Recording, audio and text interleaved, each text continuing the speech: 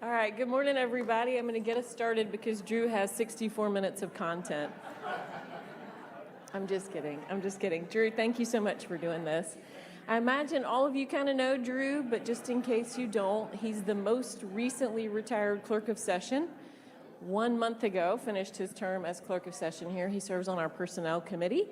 He is a trial attorney in his not Trinity life and has his beautiful family here on the first row. Ann Parks, you want to give us a wave?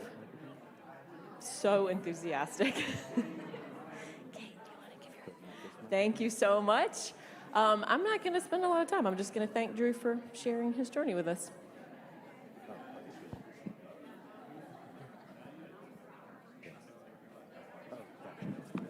Thank you, Rebecca, for that introduction. First, I want to thank Nick Leet for inviting me to do this. I don't know if he was required to ask me because I was the outgoing clerk, but I appreciate it. And I also want to put a spotlight on Nick Leet and Mike Hobbs and the rest of the Adult Education Committee because of the work that they've done over this past year to bring us loads of phenomenal speakers and get us classes that were very interesting and have variety of classes throughout this last year. I think we've got a lot to look forward to with that group and what they're doing, and I look forward to that when we kick off again in September. With that in mind, please know that I am not one of the speakers that they spent months or years trying to book. This is something that came together just a few weeks ago. Nick sent me an email. I checked my calendar. I was available to speak. So I hope that this is informative for you, but let's not set expectations too high. Quite honestly, while I was preparing for this, I started, because Nick told me to look back at some of the other Speaking of Faith videos. And it made me look at who else was speaking on this subject this year, this summer. And when I looked at the other speakers in this series, I felt a little bit of what I would call a familiar discomfort. The discomfort came from considering what I personally might be able to offer on the subject of faith when compared to the stories of Martha Kraft, for example. I've gotten to know Martha over the past 3 years on session. She has a commanding presence. She is a phenomenal storyteller. And she also has the very interesting quirk of having been raised Southern Baptist before becoming a Presbyterian. And then I saw that Pastor Emily was also speaking.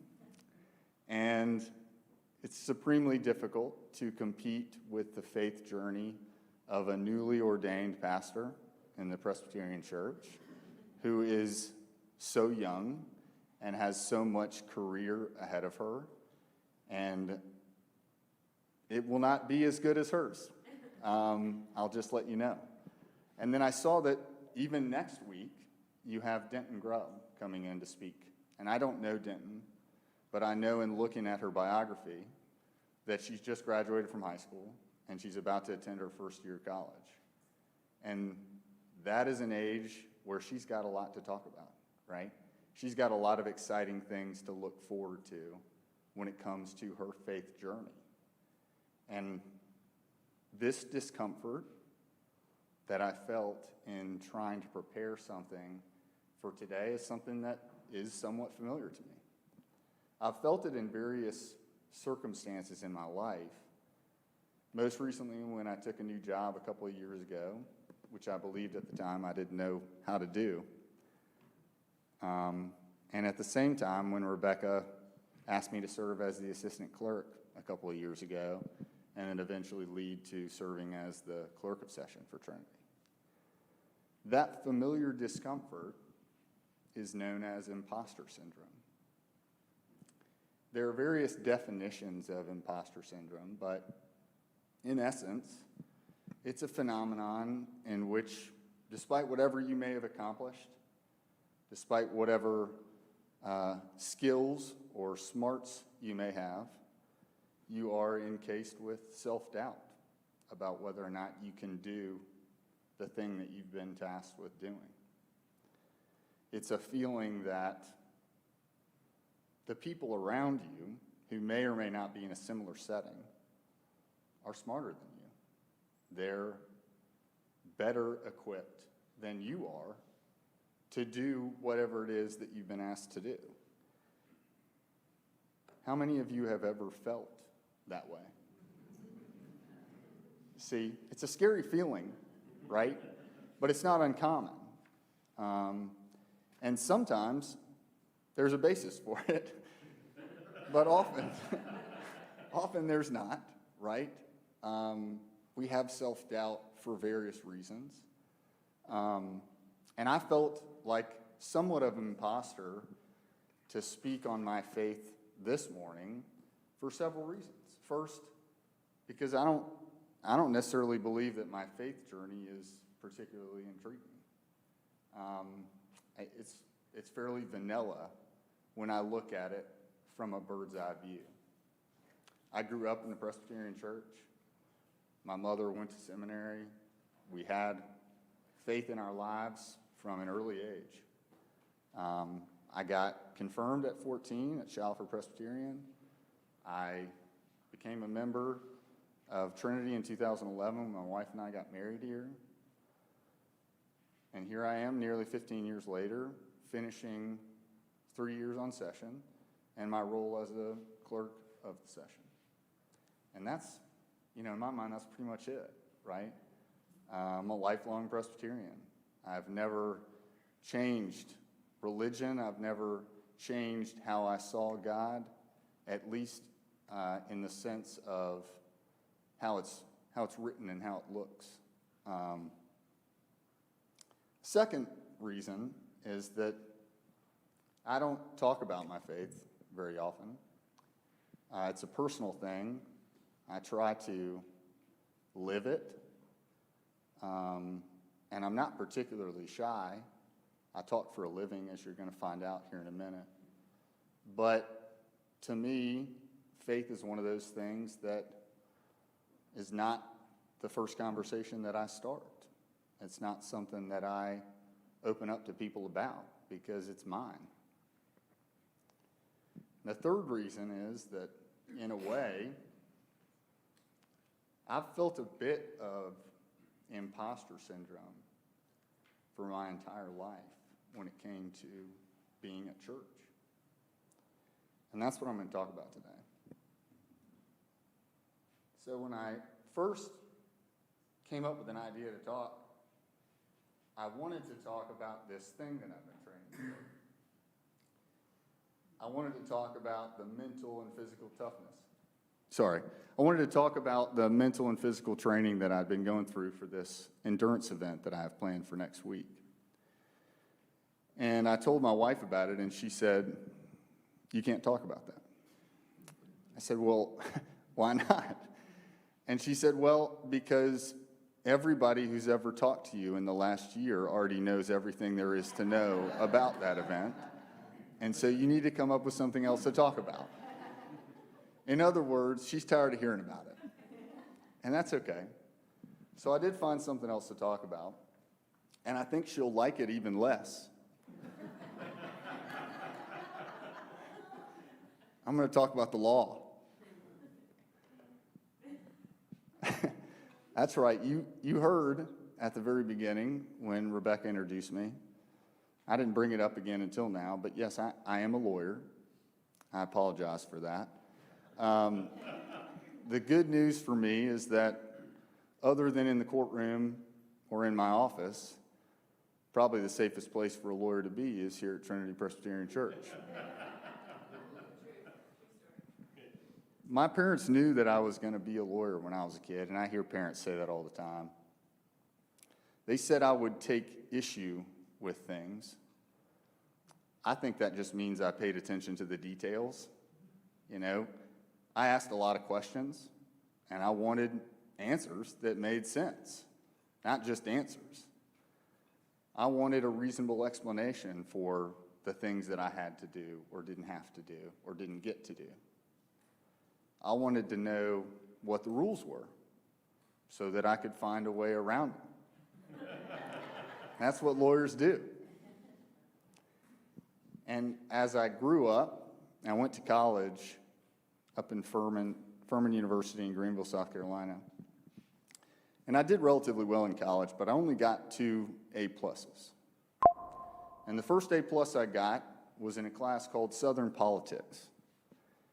And I'd be glad to discuss the impact of Southern Democrats on the Reconstruction on another time, but the other A+ that I received was in logical reasoning. It was a strong class for me. I actually really enjoyed it. And I would do the puzzles for fun. And of course, if you know anything about getting into law school, back then at least, logic questions or logical reasoning questions were a huge part of the LSAT, which is the test you have to take in order to get into law school. And so I did pretty well for that, and that was supposedly going to be an indication of whether or not you're going to be a good lawyer, if you had logic.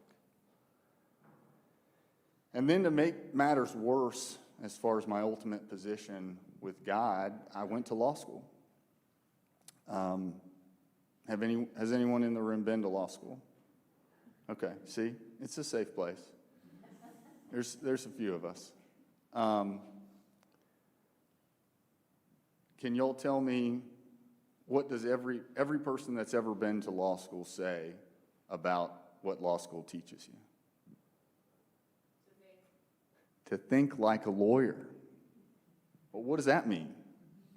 But everybody says it. Everybody I've ever talked to that doesn't know what law school is about and asks somebody what they learned in law school. What do they teach you in law school? Well, they teach you how to think.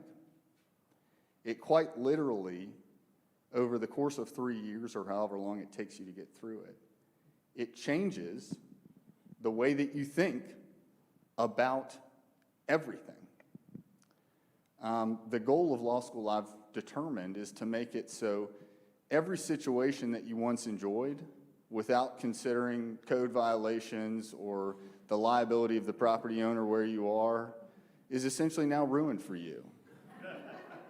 Because you will be thinking about what the law means, and then you may talk about it, and then the people around you, it's ruined for them too.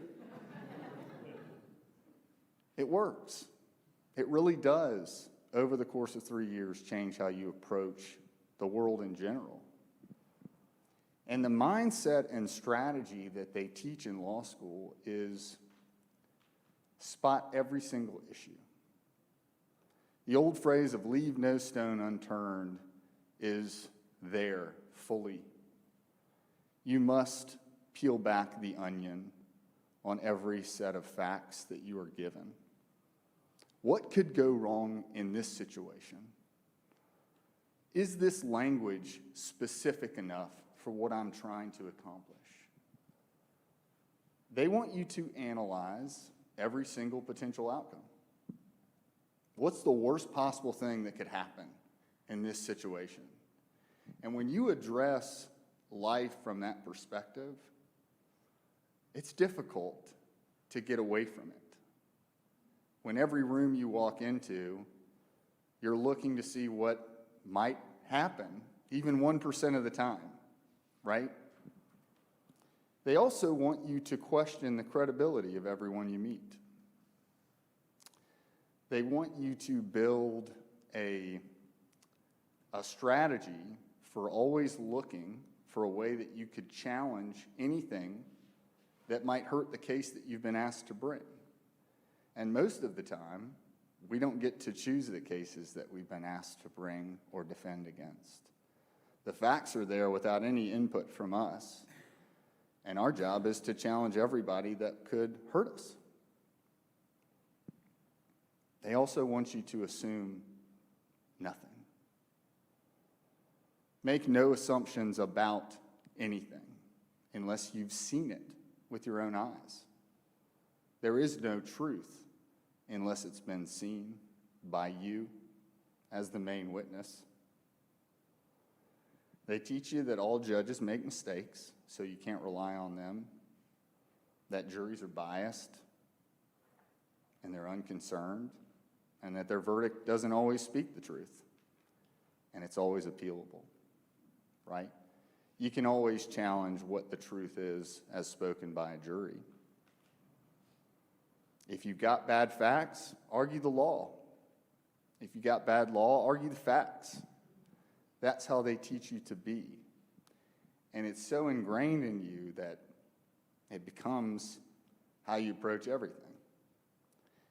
And if you haven't read between the lines, this is essentially the opposite of faith. You're not supposed to have faith in anything as a lawyer. It's a complete contradiction of taking something at face value. It's a profession that relies quite wholly on finding and utilizing evidence. Usually that's testimonial evidence or direct evidence, something that somebody saw, something that you can hold in your hands, tangible. Unverified statements, what they call hearsay. Somebody told me this, and then I told it to somebody else. Circumstantial evidence, something that may just imply that something else happened. Those are typically excluded from consideration by a judge and a jury. Or if they're heard, they don't hold the same weight that direct evidence does, because direct evidence is real. It's not an encouraging mindset for someone who is looking to either find or accept God or to build a relationship with God, because it's not teaching you to do that. And to be fair, being a lawyer's got nothing to do with God, in my opinion. It's just a profession. But all lawyers have been brainwashed, in a sense, because of it. And it's a thinking that sticks with you. And it can significantly impact how you interact with other human beings as well as how you interact with God. The Bible talks about lawyers some. And they're usually doing exactly what I'm talking about. This is Matthew 22, the greatest commandment. Hearing that Jesus had silenced the Sadducees, the Pharisees got together. One of them, an expert in the law, and to be fair, I think they meant the religious law, but you know what I mean, tested him with this question: "Teacher, which is the greatest commandment in the law?" Jesus replied, "Love the Lord your God with all your heart, and with all your soul, and with all your mind. This is the first and greatest commandment. And the second is like it. Love your neighbor as yourself. All the law and the prophets hang on these two commandments." Then there's the Good Samaritan parable. On one occasion, an expert in the law stood up to test Jesus. Again, this suggestion that the intention behind the person asking the question was not to get an answer. It was to challenge him. It was to say, "I don't believe you, and I'm going to prove it to everybody." This is a cross-examination. What is written in the, well, he says, on one occasion, an expert in the law stood up to test Jesus. "Teacher," he asked, "what must I do to inherit eternal life?" "What is written in the law?" he replied. "How do you read it?" He answered, "Love the Lord your God with all your heart, and with all your soul, and with all your strength, and with all your mind, and love your neighbor as yourself." "You have answered correctly," Jesus replied. "Do this, and you will live." But he wanted to justify himself. So he asked Jesus, "And who is my neighbor?" That line is powerful because he didn't like the answer he got. He wanted to push further. And I've done that as a lawyer. And Jesus tells him the parable of the Good Samaritan, which I won't read in full. But ultimately, the question is, which of these three do you think was a neighbor to the man who fell into the hands of robbers? The expert in the law replied, "The one who had mercy on him." Jesus told him, "Go and do likewise." What's important about that passage to me is Jesus is not really answering the question.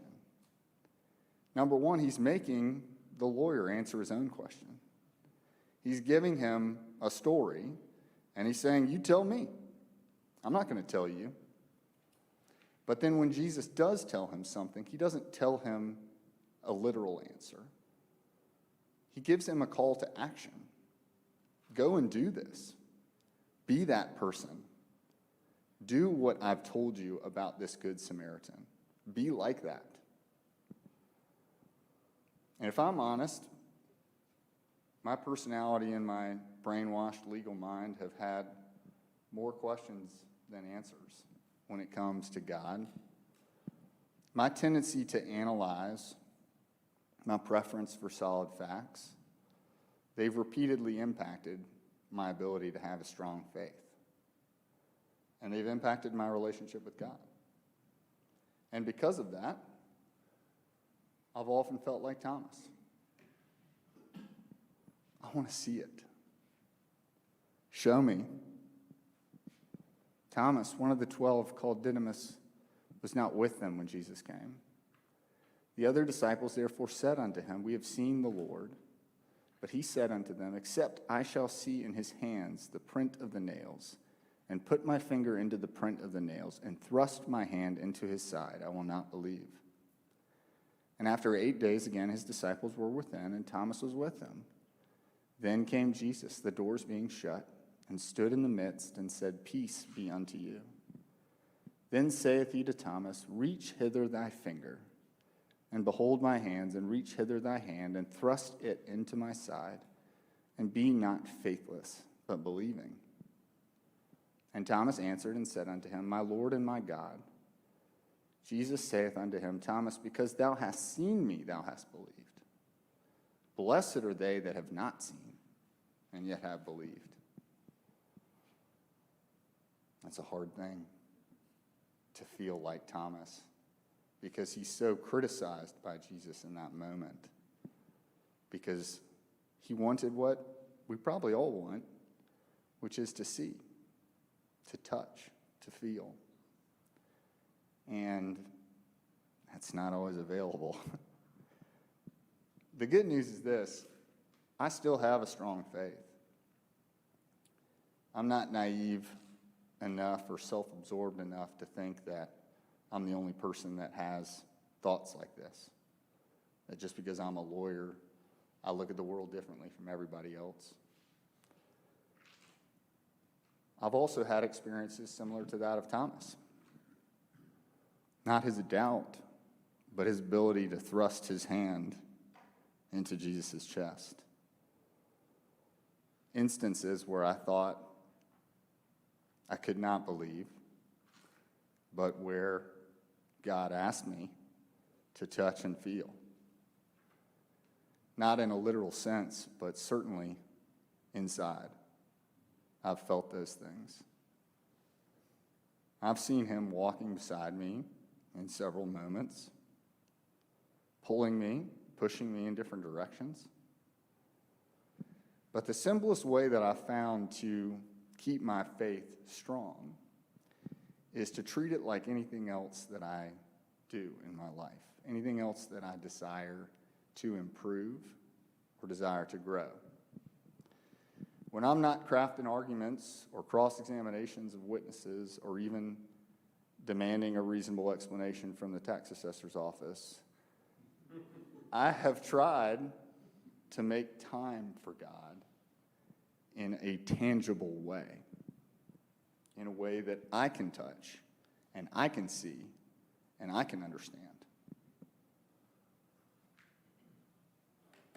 I've gotten to the age now that my calendar is the only potential source for what might happen tomorrow. And if it isn't on my calendar, it may happen, but it's not happening to me. I have two calendars. I have one for my work, and I have one for my home, and both of them are quite full. And I could easily exhaust myself doing just the things that are currently listed on my calendar for the rest of the summer.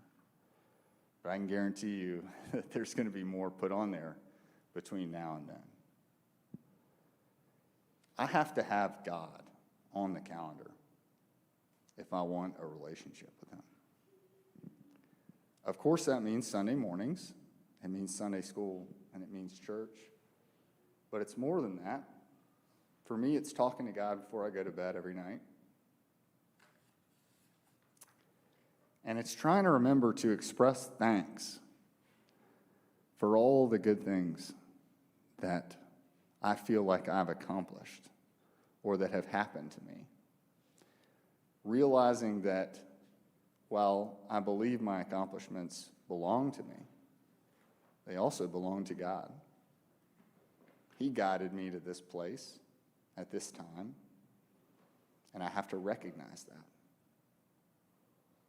It's asking my daughters to say a blessing when I know that all they want to do is eat Chick-fil-A. And it's saying yes when the church calls, even when it makes you uncomfortable, like it has for me today. Serving on the session and serving as its clerk were not my idea. Obviously, I was invited to serve on session, which I agreed to do. And when Rebecca, which she'll tell you this, when Rebecca called to ask me to serve as the assistant clerk and then roll into the role as clerk, I told her the same thing that I'm telling you now. You got the wrong guy. That's not for me. That's not a job that I think I'll do well. And we can debate who was right about that. I don't believe that I made any historic achievements as clerk of session for Trinity, but serving in that role had a lasting impression on me. It made me think less about the law and more about God. It dedicated that time to serving in this community, in this congregation, so that I could put God on the calendar. It allowed me to be included in a group of people who I didn't know and who I had the expectation were all smarter than me or more dedicated or more faithful than me, and learn about them and their faith journeys and how they got to this position. We all had the same goals in mind, which was we were there to be faithful and serve Trinity. And it helped to take action like that instead of trying to find a specific answer to a specific question.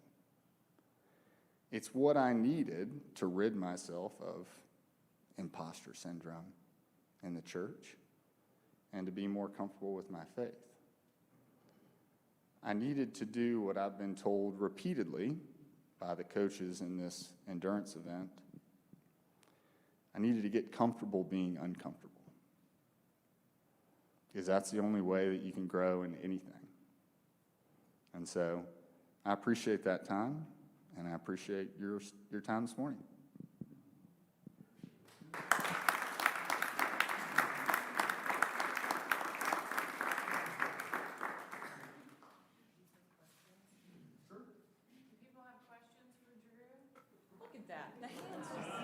Yes, sir.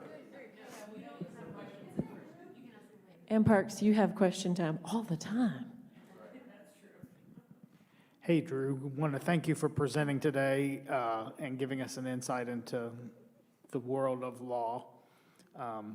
And I wondered if you might want to say anything about your mother going to seminary or growing up as a Presbyterian, if you feel comfortable. Sure, yeah. Oh, yeah. Yeah, so like I said, my mother went to Columbia. She did not complete seminary, did not become a pastor. Her life went into a different direction. But it was always an important aspect of being raised by her. We read devotions on a fairly regular basis. And when I was at Chalford, which is where I grew up for most of my young life in the church, I was in the choir from age 3rd grade to 12th grade. I was at church 2-3 days a week. And for me, and I would have talked about this, but I didn't know how long I had. But for me, it was just a place that I went, right? It was a place where I had friends that were different from my friends at school. And that was because my parents lived all the way up in Norcross, Peachtree Corners, and we would travel down to Shalford. So we didn't live near the church itself. So I got to meet a lot of new people that I wouldn't have otherwise been involved with. And that was kind of my main takeaway as a kid was this is a place where I enjoy being here. I enjoy the people. I enjoy my friends that I have here. I loved the youth pastor that we had. The pastor of that church wrote me several recommendations for college, and I always had a great relationship there. But when I went to college, you know, I moved away. I didn't come back to Shalford. My parents actually left the church after that, and they went to a new church. And so it was hard for me to find a church family after that until we found Trinity. So, Drew, you've been retained to represent the legal profession. Yes, sir. You have 1 minute to give your strongest closing argument of why the legal profession is a net benefit to society. Well, you know the answer to that. Lawyers have made themselves indispensable. You can reserve your time. We'll have to talk about this some other time, but I will say that being a lawyer is an incredible profession. I do not discount it. I do think we get a bad rap. And some of that's deserved. But it's also deserving in other professions as well. I don't think that should blanket us with a cloud. I think we all do our best to do good work. And I think the hardest part for me is, and maybe not the hardest part, but it's a thing, is representing individuals or corporations that you know are not aligned with how you see the world. And I don't necessarily have a problem with that. I mean, you've got a job to do, right? But I've been most faithful when I've been able to represent someone that I can see and talk to, and then I know that they are aligned with me. Whether I think their legal position is strong is meaningless, but if I can see in them a strong faith, it's very helpful for my job.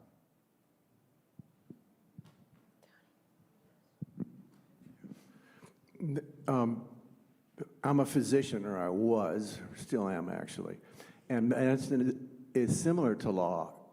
We're taught to question everything. And in medical school, the first 2 years are the book years, and the second 2 years are the clinical years in hospitals and so forth and so on. And in the first 2 years, we ate together in kind of a dorm situation, and you didn't say good morning to anyone because someone would say, what evidence is there that it's good? And then this sort of questioning, you never accepted another physician's diagnoses of anything. You're going over the past and, well, what was the evidence that you had that? And what about this? And where are the test results? And so in our social setting then, when I would ask a simple question, why do you think that? That was considered an invasive comment. And so I learned not to do that. Just don't ask too many questions. Just don't do that. And so then finally, in terms of the resolution of this, I'm sort of mindful of the recent movie, The Covenant, about the enclave, the enclave. Oh, enclave. Right, in the Vatican, right.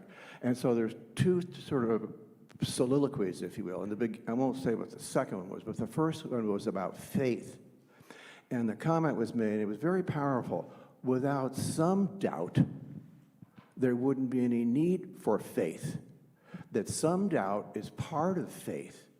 And so I thought that was very profound. And when I pray at night, I pray for several things, but one of them is protection against indifference to your will, protection against wrongdoing, protection against excessive self-doubt, and protection against lukewarmness. So the doubt part is kind of part of faith as I see it, and that has helped me a great deal. Thank you for your presentation. It was thank you fabulous. for those comments. I appreciate that. I think, like you said, it's not brave if you're not scared, right? There has to be some doubt to have faith. I believe that's true. If there wasn't anybody or any doubt in your own mind, then it wouldn't be very faithful, right? It'd be easy. So I appreciate that. Thank you.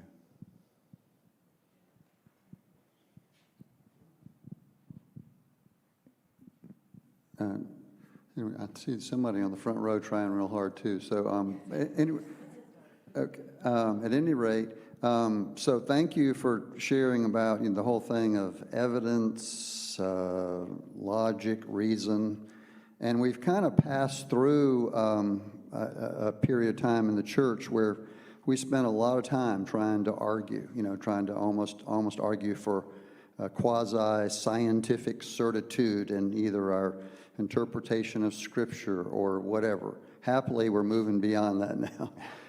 But there's still a lot of people that are struggling with that. In a lot of cases, they're products of the age we're leaving that says, I have to see facts. So out of curiosity, there are a lot of doubting Thomases all around us, and you probably encounter a lot. What are some things you might say to encourage somebody, even if you can't offer them syllogisms or irrefutable proof? Yeah, I mean, that's a great question. I think personal experiences are the best measure of that. And so I think it's difficult to come into someone else's space and say, see God, see God as I see God. I think every one of us has been through, whether it's a life event or just a decision that you thought God helped you with. And so when I talk to people about this, if I do, I would say that there has been a time in your life where you were at a crossroad, and it may have been something simple, but you don't know what would have happened had you made a different decision. You can't always feel it in your mind or your body, but I do think that when you look back, and I try to tell this to people, when you look back at your life, you will see where God has guided you. And if you look at it with that open mind, it will be obvious to you. And I don't know how to convince somebody of that, but I do know that if they took a good look, they would see. Other questions for Drew? You have one, Drew? Yeah, what's your question? I'm Ann not Parks? sure what to do. It better not be food related. Okay.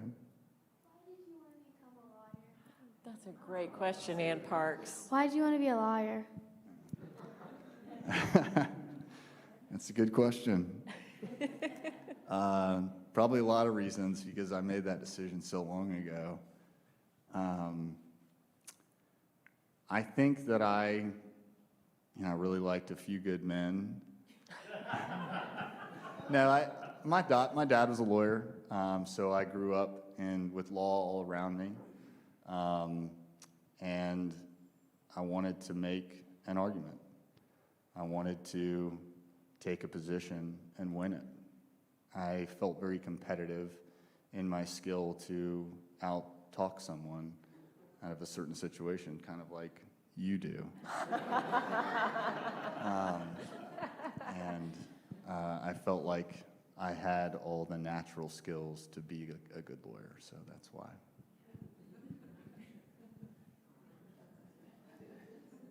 Forecast made today. Any other questions? All right, y'all join me in thanking Drew so much.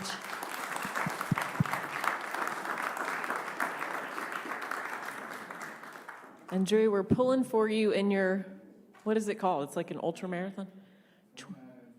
29029. I don't even know what it is, but we are pulling for you. Thanks, everybody. See you in church. Oh, there we go. There we go. Sorry, Louise. See, I haven't talked to everybody in this room. Only Dave Higgins really knows about it in this room. 29029 is an event they hold in various mountains across the country. The idea of it is that you hike over a 36-hour period to the equivalent height of Everest. So Everest is 29,029 feet. And so on Friday morning, Mr. Schumacher and I will be climbing a mountain called Snow King in Jackson, Wyoming, 19 times over 36 hours, or until we stop. So, yeah, thanks.